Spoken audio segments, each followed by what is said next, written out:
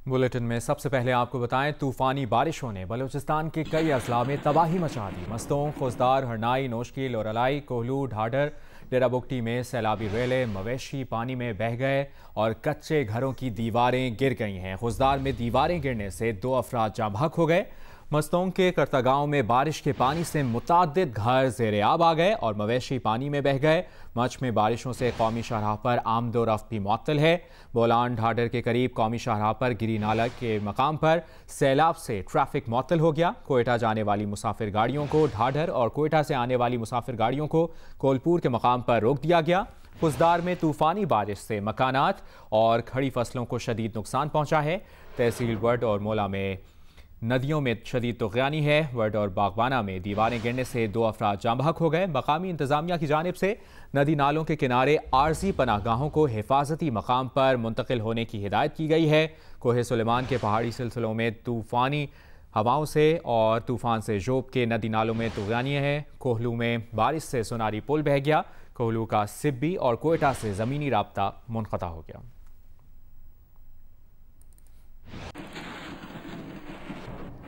और कराची में कहीं बूंदाबांदी और कहीं तेज़ बारिश का सिलसिला जारी है। Gulistan Jauhar, Gulshan Iqbal, Gulberg, university road, Surjani, north Nazimabad, site area, Saddar और आई चंद्रीगढ़ रोड पर वक्फे से बारिश का सिलसिला जारी है। Shahrah Faisal, nursery, Baloch colony, Karsaz, Burns road, new Karachi और अतराफ के इलाकों में बूंदाबांदी हो रही है। महकमा मौसमियात का बताना है कि कराची में आज भी गरज चमक के साथ बारिश का इम्कान है। मानसून का सिस्टम आज बरसने के बाद कमज़ोर पड़ना शुरू हो जाएगा। महकमा मौसमियात के मुताबिक बारिश बरसाने वाला हवा का कम दबाव शिमाली बहरा अरब से मगरिब की जानिब बढ़ रहा है। मानसून सिस्टम की शिद्दत अब तक बरकरार है। सिस्टम का फैलाव बलूचिस्तान तक हो गया है। इतवार को भी कराची में बूंदाबांदी और हल्की बारिश का इम्कान है।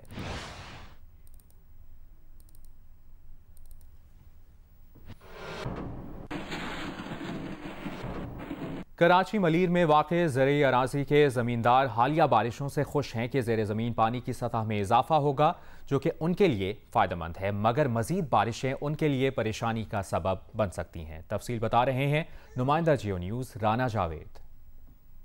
जी बिल्कुल, मैं इस वक्त मौजूद हूँ कराची के इलाके मलीर में, जो कि ज़रई अराज़ी के लिए मशहूर है और यहाँ पर बहुत सारी किसानों की अराज़ी है जहाँ पर वो खेती बाड़ी करते हैं, मुख्तलिफ फसलें उगाते हैं और उनका ज़रिया माश भी ये ज़राअत का पेशा ही है। हालिया बारिशों के नतीजे में इन किसानों को फ़ायदा होगा या नहीं होगा या क्या नुकसानात होंगे, तो यहाँ के जो एक दो इन ज़मीनों के ऑनर्स हैं वो मौजूद हैं, उनसे बात करते हैं कि जो बारिशें हुई हैं आपके लिए फ़ायदेमंद हैं, नुकसानदेह हैं, क्या है ये?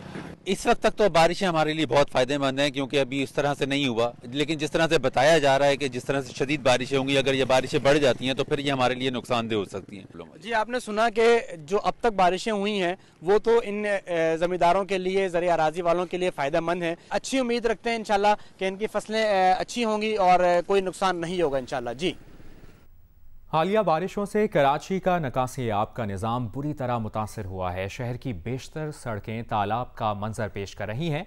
यूनिवर्सिटी रोड से रिपोर्ट कर रही हैं उमैमा मलिक। मेन नीपा चौरंगी है और इसकी सूरत हाल किसी तालाब से कम नहीं लग रही।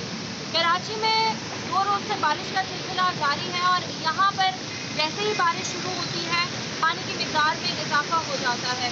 तकरीबन 2 फुट यहाँ पर पानी जमा है और जो लोग हैं जो कि ज़रूरत के तहत घर से बाहर निकले हैं उनको मंजिल पर पहुँचने में परेशानी का सामना है, क्योंकि यहाँ पर ट्रैफिक जो है काफ़ी रुक कर गुजर रहा है।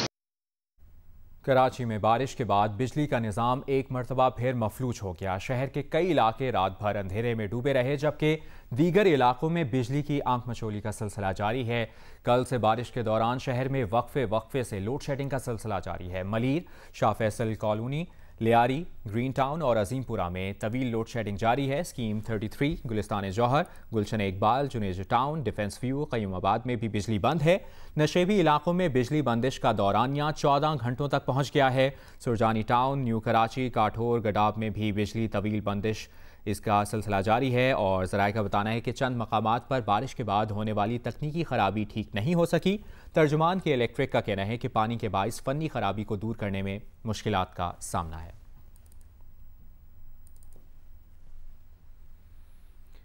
और कराची के इलाके मलीर एयरपोर्ट पर मौजूद हैं नुमाइंदा जियो न्यूज़ उनीबा ज़मीर शाह, जो बारिश की सूरत हाल से मुतालिक आगाह कर रही हैं। जिन लोगों को बारिश पसंद है वो गाड़ी में बैठ के तो बारिश एंजॉय नहीं कर सकते, तो हमें थोड़ा सा बाहर निकलना पड़ेगा। इस वक्त बड़ी ज़बरदस्त बारिश हो रही है, लेकिन क्योंकि बारिश बहुत तेज़ है तो अम्ब्रेला भी यूज़ करनी पड़ेगी हमें। काफ़ी अच्छी बारिश हो रही है। यकीन करें कि बारिश का मज़ा उस वक्त ही आता है जब आप इसमें भीग जाएं। आज बारिश का सिलसिला वक्फे से जारी रहेगा। मौसम बहुत ही ज़्यादा अच्छा हो गया है, गर्मी की शिद्दत बिल्कुल भी नहीं है और हम देख रहे हैं कि मुसलसल वक्फे से बारिश का सिलसिला जारी है। कहा जा रहा है कि जो बारिश बरसाने वाला सिस्टम उसकी इंटेंसिटी ताहाल बरकरार है। रात तक इसकी इंटेंसिटी थोड़ी सी कमज़ोर हो जाएगी और थोड़ा सा ये आगे की तरफ मूव कर जाएगा। आज आप बारिश को एंजॉय कर लें क्योंकि कल से हल्की बारिश का इम्कान रहेगा या फिर बूंदाबांदी रहेगी। और ये भी कहा जा रहा है कि अगस्त के महीने में मजीद 2 बारिश बरसाने वाले सिस्टम आ सकते हैं। मानसून का ये स्पेल है 15 सितंबर तक। कहा जाता है कि मानसून कराची में रहता है तो मजीद स्पेल्स भी आ सकते हैं। जी, और अहम अपडेट ये भी है कि मुसलसल बारिशों के बाद हब डैम में पानी की सतह में मजीद 5 फुट इजाफा हो गया है। हब डैम में पानी की सतह 321 फुट पर पहुंच गई है। मजीद जानते हैं कराची ब्यूरो चीफ फ़हीम अहमद सिद्दीकी हमें ज्वाइन कर चुके हैं। फ़हीम, इससे मुतालिक मजीद क्या इन्फॉर्मेशन मिली है? जी, एक तरफ ये मुसलसल बारिशों ने कराची का नक्शा बदल दिया है और इससे यकीनन कराची का सियासी नक्शा भी बदलेगा। तो दूसरी तरफ कराची के शहरियों के लिए खुशखबरी ये है कि हब डैम से कराची को पानी की बड़ी सप्लाई होती है, वहाँ पे मुसलसल पानी की सतह में इजाफा हो रहा है। और इस वक्त कल से अब तक 24 घंटे में जो है हब डैम का लेवल 5 फीट बढ़ा है और हब डैम में पानी की सतह 321 फीट पर पहुंच गई है। हब डैम में अब मजीद 18 फीट पानी आ सकता है और इस वक्त भी कैचमेंट एरिया से पानी हब डैम में आने का सिलसिला जारी है। कराची को जो सप्लाई है, अगर हब डैम पूरी तरह से भर जाता है तो लेकिन वो कई सालों तक जारी रह सकेगी। और इस साल अगर हम देखें तो 13 साल बाद 2007 में आखिरी बार स्पिलवे ऑपरेशन हुआ था। इस साल ये इम्कान है कि हब डैम पूरी तरह से भर जाने के बाद यहाँ पे स्पिलवे चलाना पड़े और हब डैम में मजीद पानी आने का सिलसिला जो है वो जारी रहे। ठीक है, ब्यूरो चीफ कराची फ़हीम अहमद सिद्दीकी, आपने तफसीलन अपडेट किया, शुक्रिया आपका।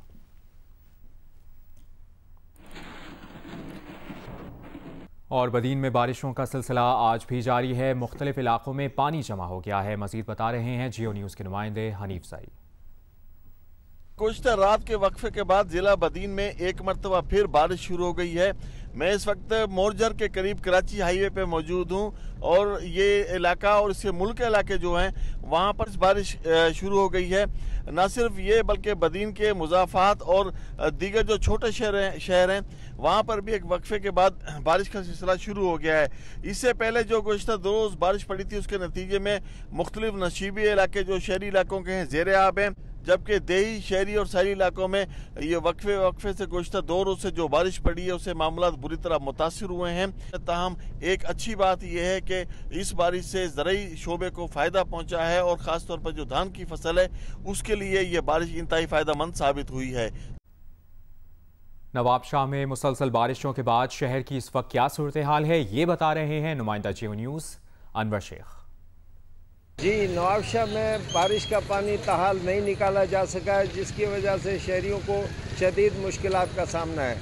मैं इस वक्त मौजूद हूँ लियाकत मार्केट में, जहाँ पर इस वक्त आप मेरे पीछे देख सकते हैं कि यहाँ पर जो है बारिश का पानी अभी खड़ा हुआ है, जिसकी वजह से दुकानदारों का कहना है कि उनका कारोबार मुतासिर हो रहा है, ग्राहक नहीं आ रहे हैं। और दूसरी जानिब ये कि बारिश का पानी खड़े होने की वजह से गंदगी और बदबू और ताफन फैला हुआ है। शहर के नशीबी इलाकों में भी बारिश का पानी खड़ा हुआ है और अब तक ये पानी नहीं निकाला जा सका है। दूसरी जानिब कमिश्नर ने शहर के मुख्तलिफ इलाकों का दौरा किया और बल्दिया हुकाम को हिदायत की है कि फौरी तौर पर बारिश के पानी की निकासी की जाए और गंदगी को साफ किया जाए। वफाकी दारुल हुकूमत में मार्केट्स, दुकानें और शॉपिंग मॉल्स को पूरा हफ्ता काम करने की इजाज़त दे दी गई है, जिसके बाद आज बरोज़ हफ्ता कारोबार मुकम्मल तौर पर खुल गया है। दुकानदार कहते हैं कि इन इक़दामात से माली मुश्किलात में कमी होगी। आमना आमिर की रिपोर्ट। मार्केट्स, दुकानें और शॉपिंग मॉल्स के लिए लॉकडाउन मुकम्मल खत्म। अब इस्लामाबाद के दुकानदार कारोबार कर सकेंगे पूरा हफ्ता, और वो भी किसी वक्त की पाबंदी के बगैर। वफाकी हुकूमत ने नोटिफिकेशन जारी कर दिया। हुकूमत के इस इकदाम का कारोबारी अफराद ने खैर मकदम किया। हमें तो ये खुशी है, पहले तो हम लोग पहले लॉकडाउन जब था मजदूर तक वो तो कमा नहीं सकता था ना, अखराजात ज़्यादा थे। अभी तो शुक्र कि हम लोग लॉकडाउन खुला है। ज़्यादातर यहाँ पर तबका जो है वो सेलमैन पर है, तो सेलमैन की जो छुट्टियां होती थी उसमें वो छुट्टियां पूरी हो जाएंगी तो उनकी तनख्वाह जो सैलरी वो बढ़ेगी, इसमें ये खुशाइन बात है। SOPs का ख्याल रखना भी चाहिए। अभी ये खोला इन्होंने तो काफ़ी दुकानदारों को भी इस चीज़ का ख्याल रखना है, कस्टमर को ख़ास तौर पे। इस्लामाबाद में दुकानें खुलने से खरीदार भी खुश हैं। कहते हैं कि दफ्तर से आने के बाद मार्केटों में खरीदारी के औकातकार खत्म हो जाने के बायस मुश्किलात दरपेश होती थी। अब छुट्टी वाले दिन सुकून से खरीदारी कर सकेंगे। कैमरामैन शबीर डार के साथ आमना आमिर, जियो न्यूज़, इस्लामाबाद। हुकूमत की जानिब से 8 अगस्त से सयाहती मकामात को खोलने के फैसले के बाद नौजवान सैर तफरी और बारबेक्यू करने निकल पड़े हैं। मरी से मजीद हमें बता रहे हैं हमारे नुमाइंदे अरफा फिरोज। जी अरफा, अपडेट कीजिएगा। बिल्कुल 8 अगस्त से हुकूमत ने सियाती मकामात को दोबारा खोलने का फ़ैसला कर लिया है और इस टाइम हम लोग मौजूद हैं मरी के संगरीला पार्क में, जहां नौजवान और कुछ फैमिलीज़ हमें पहले दिन ही आउटिंग करते बाहर नज़र आई हैं। हमारे साथ कुछ नौजवान मौजूद हैं, इनसे बात करते हैं कि कैसा लग रहा है पहले दिन जी। इसीलिए हम बाहर निकले और बहुत अच्छी जगह, बहुत प्यारी जगह है और हम दोस्तों के साथ बारबेक्यू सीन कर रहे हैं, आप देख सकते हैं। यहाँ हमारे साथ एक और नौजवान है, इनसे बात करते हैं। SOP से ख्याल रखते हुए कहें कितना लाजमी है? बिल्कुल, ऑल्दो जो है सियाती मकामात खुल गए हैं लेकिन SOP का लाजमी ख्याल रखना है। और हम लोग 4 मंथ बाद बाहर निकले हैं लॉकडाउन के बाद, तो एक अलग फीलिंग है, बहुत खुशी हो रही है अभी। और ये एक फैमिली स्पॉट है, फैमिली भी आए विज़िट करें, दोस्त भी आए यहाँ पे, सब विज़िट करें लाजमी। बहुत अच्छी जगह है, बहुत ठीक है। तो नौजवानों का जो ये एक पैगाम है कि आप लोग बाहर ज़रूर निकलें लेकिन SOPs का जो है वो ज़रूर ख्याल रखें। जी। नेपरा ने फ्यूल प्राइस एडजस्टमेंट की मद में बिजली 98 पैसे महंगी कर दी है। 8 माह की फ्यूल प्राइस एडजस्टमेंट की मद में इजाफे का नोटिफिकेशन जारी कर दिया गया है। हमारे नुमाइंदे सैफुर रहमान ने हमें ज्वाइन किया है, उनसे मजीद बात करेंगे। जी सैफ। जी बिल्कुल, नेपरा की तरफ से मजमूई तौर पर 8 महीनों की फ्यूल प्राइस एडजस्टमेंट के नोटिफिकेशन जारी किए गए हैं, जिसमें 5 महीने जो नवंबर, दिसंबर, जनवरी, फरवरी, मार्च और अप्रैल तक की मद में जो है वो इजाफा है। बाकी 3 महीनों की मद में कमी की गई है। नवंबर के महीने की जो फ्यूल प्राइस एडजस्टमेंट है उसकी मद में फी यूनिट 98 पैसे इजाफा किया गया है। दिसंबर की मद में ₹1.88 फी यूनिट इजाफा किया गया है। जनवरी के महीने की जो फ्यूल प्राइस एडजस्टमेंट है ₹1.11, फरवरी का ₹1.20 फी यूनिट इजाफा किया गया है और मार्च का सिर्फ 10 पैसे इजाफा किया गया है। इसी तरह जो अप्रैल के महीने की फ्यूल प्राइस एडजस्टमेंट है उसकी मद में 70 पैसे फी यूनिट कमी है और मई की ₹1.25 कमी है, जबकि जून के महीने की ₹1.05।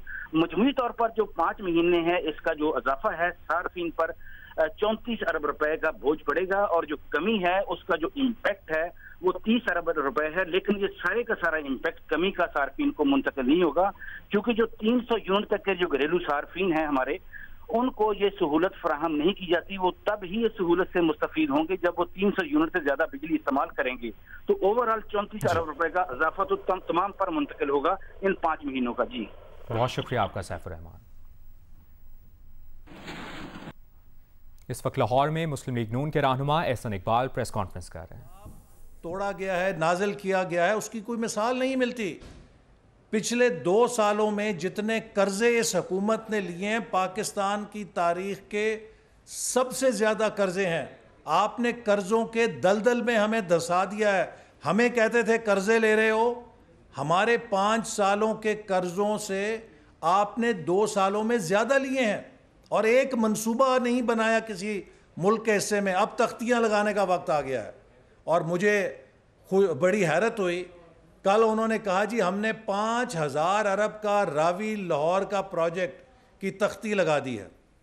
ये रावी लाहौर प्रोजेक्ट तो वो है कि जिसकी प्रेजेंटेशंस में मैं ख़ुद भी बैठा था, उस वक्त प्राइम मिनिस्टर नवाज शरीफ और चीफ मिनिस्टर शहबाज शरीफ को मिलती थी। लेकिन सवाल यह है कि ये 5000 अरब है किधर? आपके पास तो बजट में हायर एजुकेशन कमीशन को देने के लिए 10 अरब रुपया नहीं है।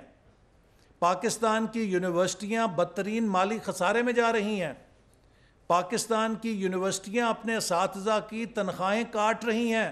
हमने आपको कहा है कि जनाब 10 अरब खसूसी ग्रांट यूनिवर्सिटीज़ के लिए हायर एजुकेशन कमीशन से दे दें। आपके पास 10 अरब रुपया नहीं है यूनिवर्सिटियों को देने के लिए।